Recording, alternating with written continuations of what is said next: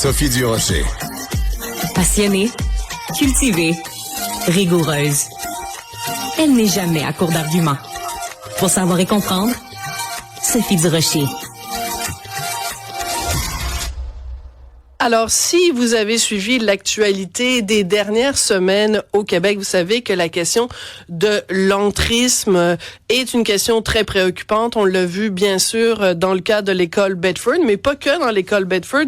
Vous avez aussi entendu parler de ce rapport qui a été remis au ministre Bernard Drinville, un rapport sur 17 écoles où il y avait des problèmes. Par exemple, des cas de jeunes filles, de jeunes étudiantes qui avaient le visage complètement couvert, tellement couvert qu'elles portaient même des gants pour pas qu'on voit la moindre parcelle de leur chair. Tout ça pose évidemment la question de la montée de l'islamisme au Québec, mais parfois ça prend un pas de recul pour réfléchir à ces questions-là. C'est pour ça que j'avais très hâte de recevoir ma prochaine invitée. Elle s'appelle Razika Adnani. Elle est écrivaine, philosophe, islamologue. Ça, un islamologue, c'est quelqu'un qui est un spécialiste de l'islam, quelqu'un qui étudie l'islam et qui le connaît très bien. Elle vient de sortir un livre très percutant qui s'intitule « Sortir de l'islamisme ».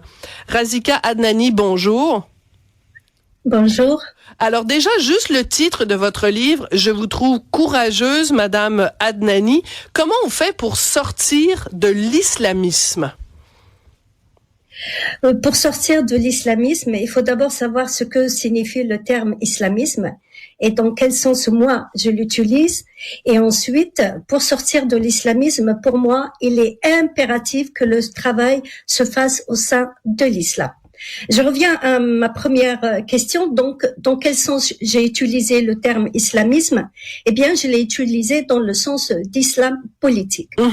Cependant, en France notamment et ensuite dans tout l'Occident, le terme islamisme a été défini comme étant l'islam politique au début des années 1980. On lui a ajouté deux qualificatifs ou deux caractères. On a dit que l'islamisme est un mouvement contemporain et qui n'a rien à voir avec l'islam. Voilà. Ces deux caractères, ce sont ceux que moi, je refuse totalement, étant donné qu'ils ne répondent à aucun fondement historique au sujet de l'islam, ni aucun fondement théologique. Autrement dit, oui. Il a été forgé en dehors, sans prendre en compte l'histoire de l'islam. Donc moi, je l'utilise dans le sens de l'islam politique, mais je considère que l'islam est constitué de deux dimensions, tel qu'il a été construit lors des premiers siècles de l'islam, une spirituelle et une politique qui concerne l'organisation de la société. Voilà, donc, la fameuse charia, évidemment, à laquelle on fait référence. Alors, c'est intéressant, dès le départ, la nuance que vous faites, parce qu'il y a plein de gens qui nous disent il faut faire la différence entre l'islam et l'islamisme. Les deux sont dissociés. Vous dites non, les deux sont intrinsèquement liés l'un à l'autre. Et vous dites aussi, et c'est très important, surtout dans le contexte actuel, vous dites l'islamisme n'a jamais été aussi fort et il le sera davantage dans l'avenir. Pourquoi cette mise en garde, Madame Adnani? Qu'est-ce qu'on doit craindre? Quel est le danger auquel on fait face? Parce que l'islam n'arrive pas aujourd'hui à faire sa réforme, même s'il a commencé à la faire au début du XXe siècle, et il y a eu un retour en arrière, et de plus en plus, on voit un renforcement de l'islamisme le plus radical, le plus extrémiste. L'islamisme qui veut être dans une pratique complète de la charia, une pratique radicale de la charia, il devient un islamisme extrémiste et radical. On le voit monter un peu partout dans le monde. Il profite des problèmes géopolitiques qui secouent notre monde aujourd'hui. Il profite aussi de ce fait que beaucoup en Occident, quand ils affirment que l'islamisme ou l'islam politique n'a rien à voir avec l'islam, ils permettent pas avec ce discours cette réforme de l'islam qui est nécessaire et que beaucoup de personnes qui sont de culture musulmane veulent que cette réforme se fasse. Mais c'est passionnant et je vous remercie, Madame Adnani, parce que au Québec, on entend des sottises, on entend des sornettes, on entend un petit discours, un petit blablabla comme ça, constant, de gens qui n'y connaissent rien. Vous êtes une spécialiste, vous êtes issue de cette culture-là. Vous avez étudié l'islam, vous avez publié pendant des années, vous publiez des articles dans les journaux, vous publiez des livres, vous savez de quoi vous parlez. Et quand vous dites que l'Occident n'est plus capable de défendre ses valeurs, si moi qui suis pas de culture musulmane, si moi qui suis une privilégiée blanche qui écrit dans un journal peut-être un petit peu plus positionné à droite, je vais me faire traiter d'islamophobe, Madame Adnani, pour tenir exactement les propos que vous tenez. Donc, je vous trouve courageuse. Est-ce que vous, des fois, vous faites traiter d'islamophobe? Je pense que pas vraiment, par certains occidentaux, par certains des personnes qui ne sont pas de culture musulmane, je veux dire, ni des musulmans. Mais les musulmans, je pense qu'ils comprennent parfaitement ce que je dis quand ils sont sincères. Je ne parle pas des musulmans qui sont dans des luttes politiques. Hein. Je parle de ceux qui sont réellement sincères dans leur regard sur la religion. Le regard qu'ils portent sur la religion. Donc, ce à quoi vous appelez dans votre livre, c'est à une réforme de l'islam, à une modernisation de l'islam, et ce ne sont que les musulmans qui peuvent le faire. Qu'est-ce qui doit être fait pour réformer l'islam aujourd'hui, Madame Adnani? D'abord, il faut avoir cette arme de la connaissance, comme je l'appelle dans l'ouvrage. Et d'ailleurs, cet ouvrage, je l'ai écrit pour les musulmans et pour les non-musulmans. Et dans cet ouvrage, j'ai donné justement cette arme de la connaissance qui est nécessaire pour toute personne qui veut faire face à l'islamisme. On ne peut pas faire face à l'islamisme juste avec un discours politique ou avec de la loi. La loi est importante, mais toute seule, elle ne pourra pas faire face à l'islamisme qui est de plus en plus radical, de plus en plus extrémiste, comme on le voit par exemple en Afghanistan, comme on le voit aujourd'hui en Libye, comme on le voit en Syrie, en Irak. Donc il y a une montée de l'islamisme qui est de plus en plus radicale et de plus en plus extrémiste. Il faut donc avoir ces moyens de connaissance, cette lutte avec l'arme de la connaissance qui est nécessaire. Cette connaissance est celle qui nous permettra de faire face au discours islamiste, au discours fondamentaliste, extrémiste, pour les mettre devant ses erreurs, ses contradictions, lui montrer que une autre façon d'être musulman est possible à partir du même texte, hein, je veux dire à partir du Coran. Voilà.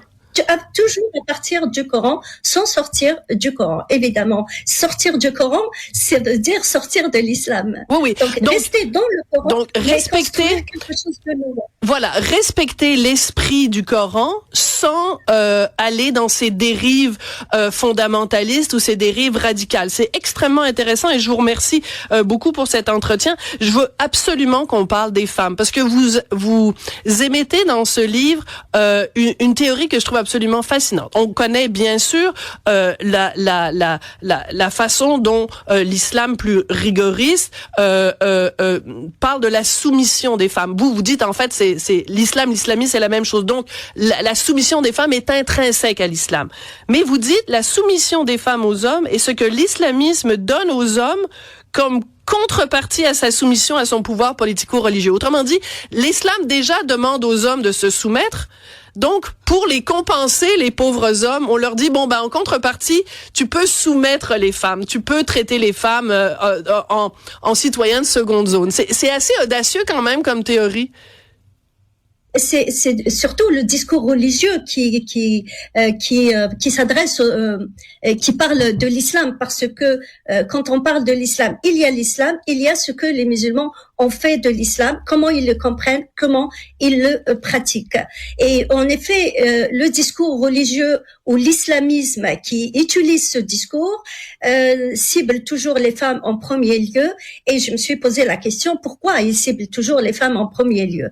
Évidemment, elle a besoin de soumettre les femmes pour exister, parce que l'islamisme ou l'islam politique est un patriarcat, et plus il est dans une pratique rigoriste de cette charia, et plus il est patriarcal, donc il a besoin de soumettre les femmes pour exister. Cependant, l'islamisme est également un totalitarisme.